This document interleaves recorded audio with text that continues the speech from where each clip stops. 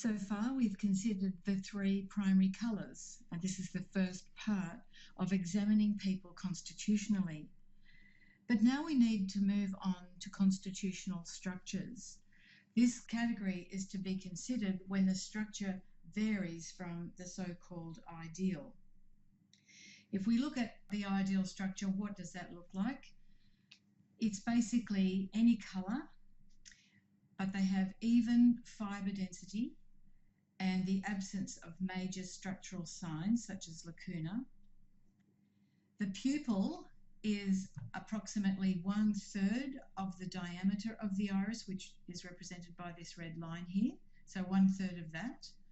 And the collarette is approximately 1/3 the distance between the pupil border and the limbus. There are 6 constitutional structure types in integrated iridology. The structure of the iris concerns the arrangement of the fibres, the position of the collarette, and the dynamics of the pupil. The 6 structural variations reveal not only the primary physical characteristics, but also the way that we interact with our world. So if the structure is found to be different from the so-called ideal, we must consider this impact.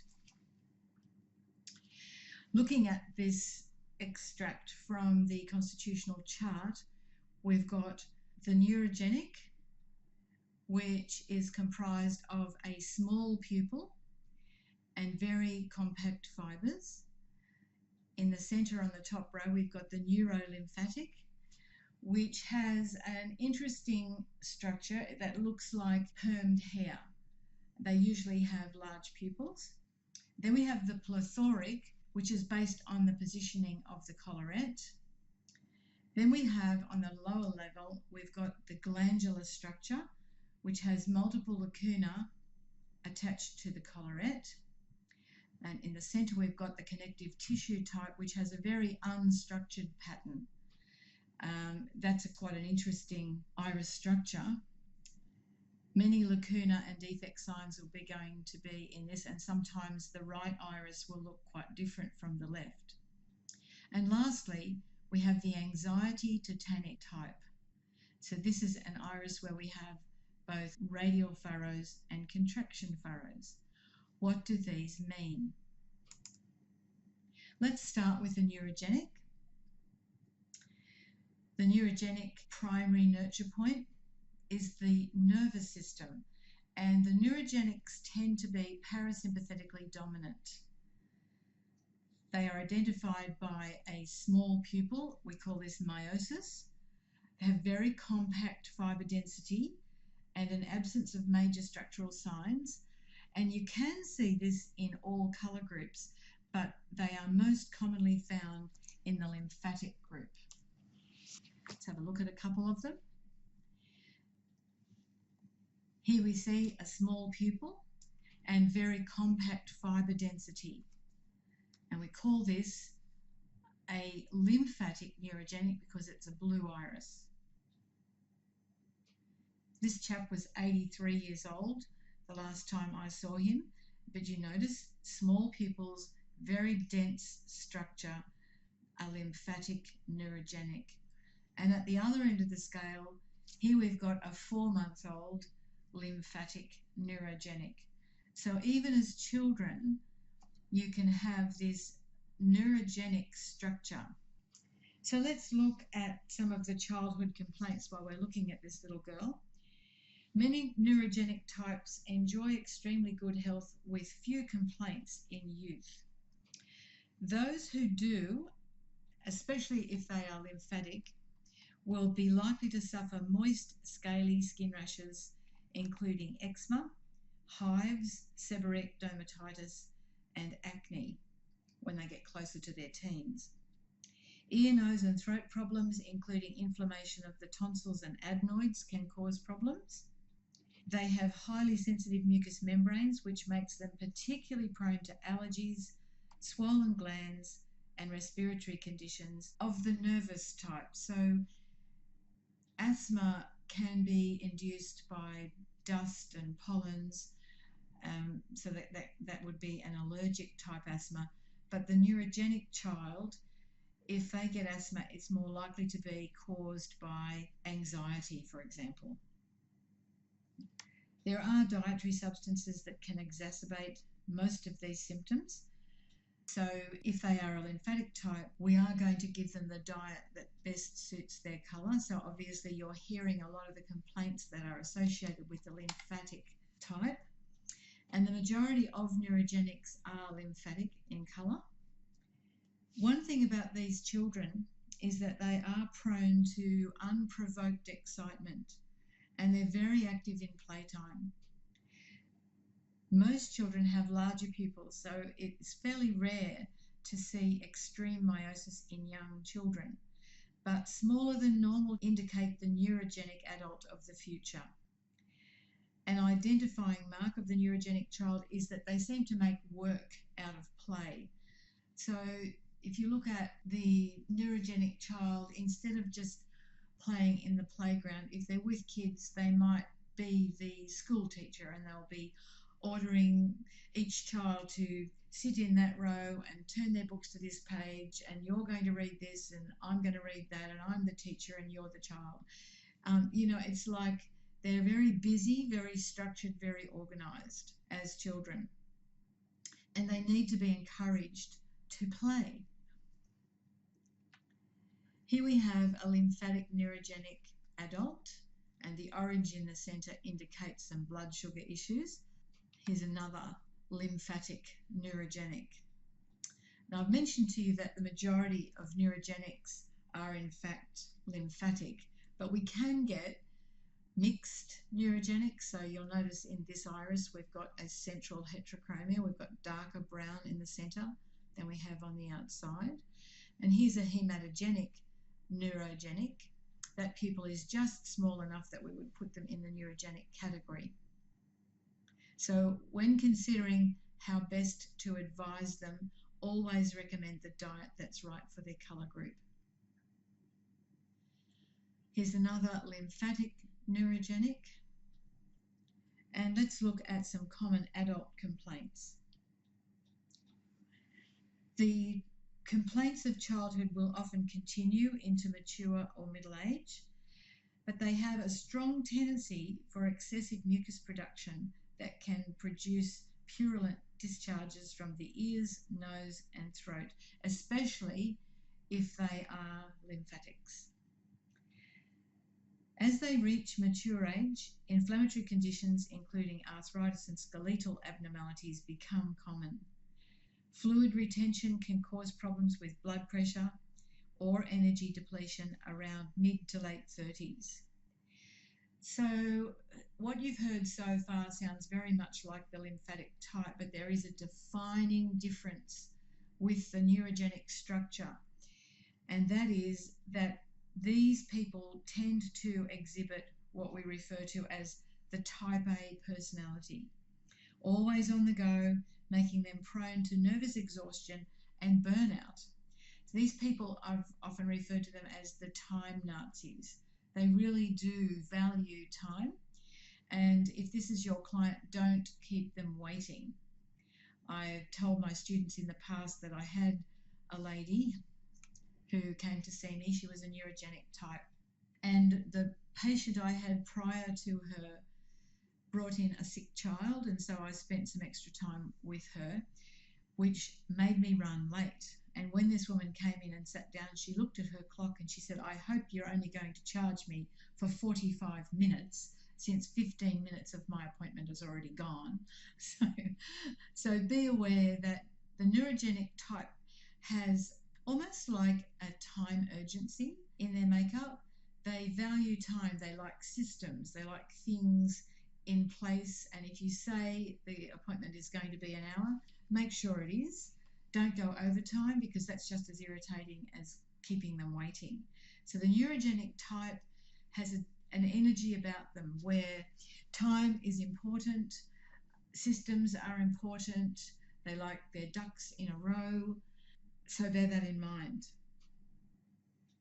This can generate a pattern of nervous indigestion, particularly headaches from stress, and various spasms, which can, this can be a possible risk to vascular vessels as they age. What are we going to do for the neurogenic? Now, this diet at the top is really for the lymphatic group. If these people were mixed, you would offer the lymphatic, if they were mixed colour, you would offer them the mixed diet, and if they were hematogenic, you would offer them the hematogenic diet. In my clinical experience, I reckon that probably 80% of the neurogenics I've ever seen are lymphatic.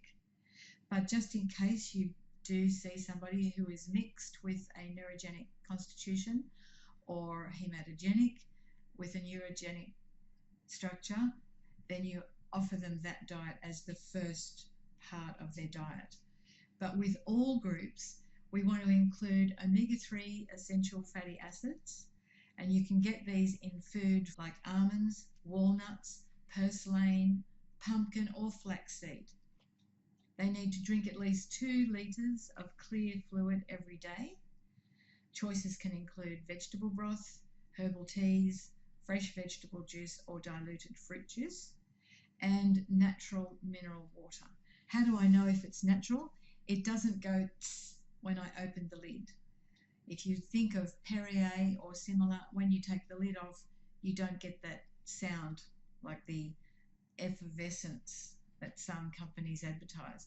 That sound indicates that the water has in fact been carbonated, and this can create an imbalance in your blood chemistry, so we don't want to recommend that. Ensure at least half the fluid intake is purified water, and of course add the mandatory extra litres for each hour of exercise. I mentioned again daily exercise in fresh air and sunshine, just to make sure they've got adequate vitamin D.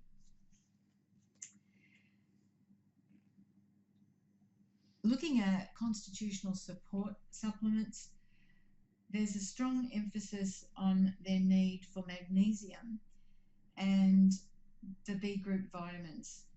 They should be taken before breakfast.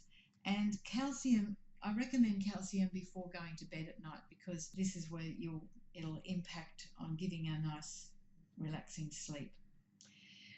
The herb groups that will help these people who, especially if they look very stressed, include St. John's wort, skullcap, ziziphus. Ziziphus is great for people who aren't sleeping well. Chamomile and rosemary. These are all relaxants. Rosemary is fantastic to help clear your mind. Damiana, oats and ginseng balance and tone the nervous system. So these could be recommended as a daily supplement. Common deficiencies, most important would be calcium for nerve support and magnesium as a muscle relaxant. And most people who are magnesium deficient suffer with cramps. That's a sure sign. Cramps or facial tics are an indication that they are using up their magnesium at an accelerated rate. In such cases, recommend a good quality magnesium supplement.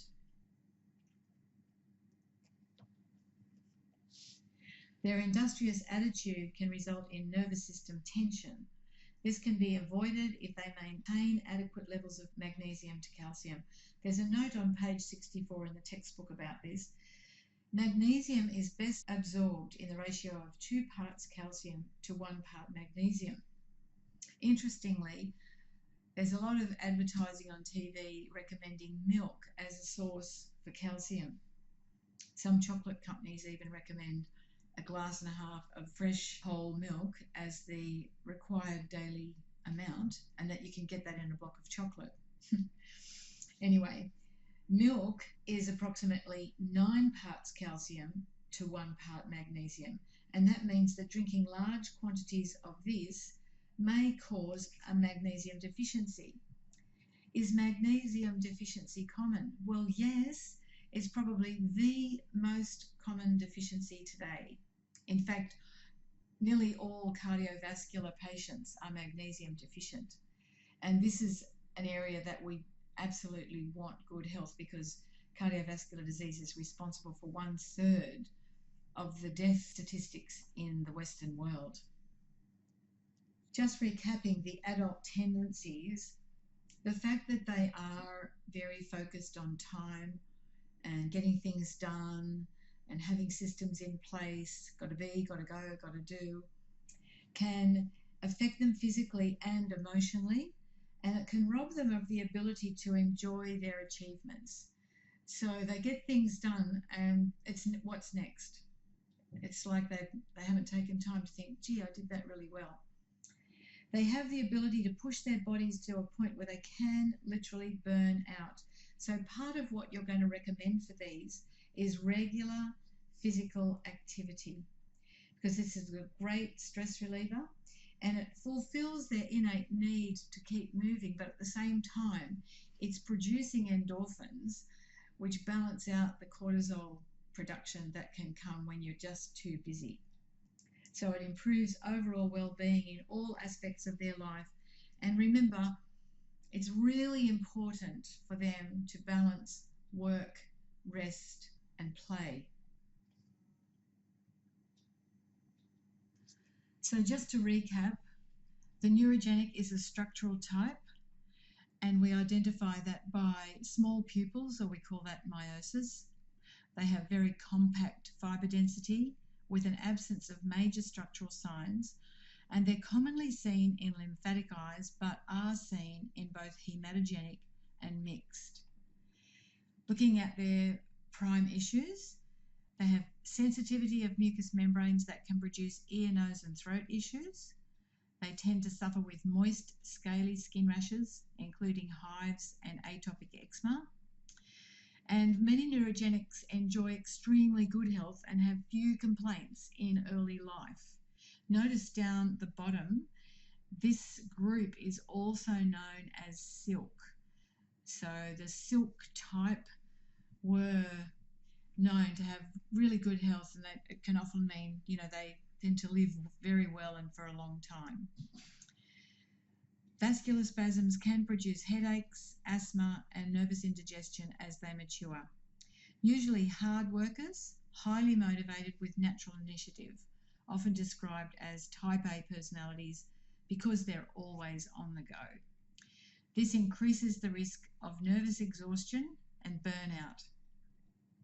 All conditions improve with warmth and a calm setting. I mentioned to you how they love to be on time and they notice time. You need to talk to them about taking time out. Can't all be about got to be, got to go, got to do.